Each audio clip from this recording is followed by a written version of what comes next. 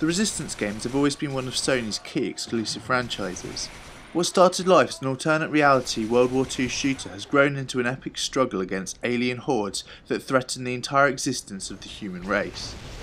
While not the most original idea under the sun, Insomniac's series has given us a fresh outlook on a saturated genre and cleverly avoided entering into the shady realm of propaganda.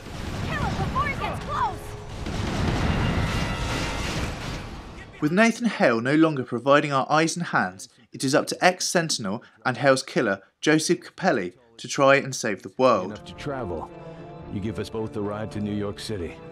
However, for all your efforts in the previous two games, the world has pretty much gone to shit. The human race has been reduced to small pockets of survivors desperately trying to do just that, survive. Resistance, it seems, is the last thing anyone is thinking about. Barricade that street. Chimeran ground troops will be here in a few minutes. But like all good heroes, Joseph can only refuse the call to action so many times, and eventually enters into a journey that not only raises the bar for the franchise, but delivers some of the biggest thrills of this generation.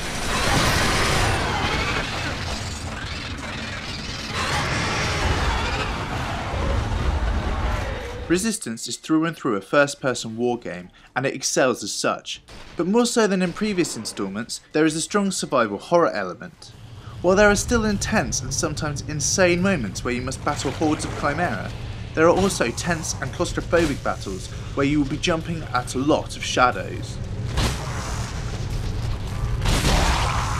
The single-player campaign is diverse and often stunning, featuring every staple the genre has to offer delivered in a way that never feels stale. I generally detest vehicle sections, but found that an early boat section was both tense and epic, showcasing the fantastic graphics engine as well as the scale of the mythos Insomniac has created. What a fascinating creature. If only we had time to stop and examine the carcass. Graphically, Resistance 3 is quite possibly the best looking shooter on the PS3, and the cinematic presentation is up there with Metal Gear Solid 4 and Uncharted 2. However, I have always found it strange that games use techniques such as water on the lens, handheld camera work and autofocus effects to make games look cinematic, when most films avoid these like the plague. The visuals are accompanied by a solid score and really meaty sound design that really helps to sell the action. Damn it! Shock drones!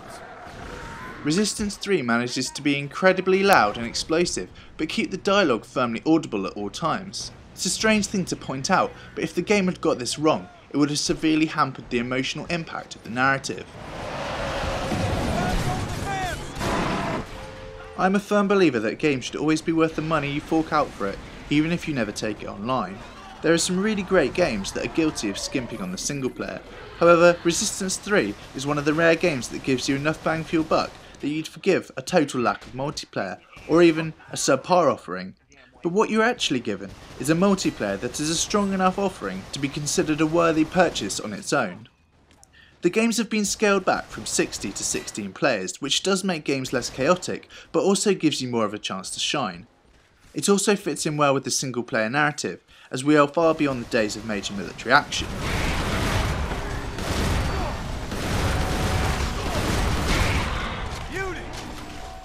Insomniac could have comfortably rested on their laurels and given us another Resistance 2. What they have instead given us is a more personal, more focused and more effective game that really hits home the horrors of war. You aren't a man trying to save the world so much as a man trying to save the ones he loves, and that is always going to hit home.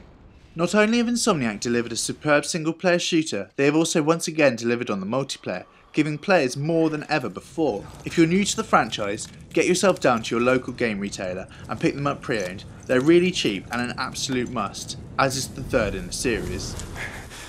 Susan, Jack, they're in trouble. It was just a dream, Joseph.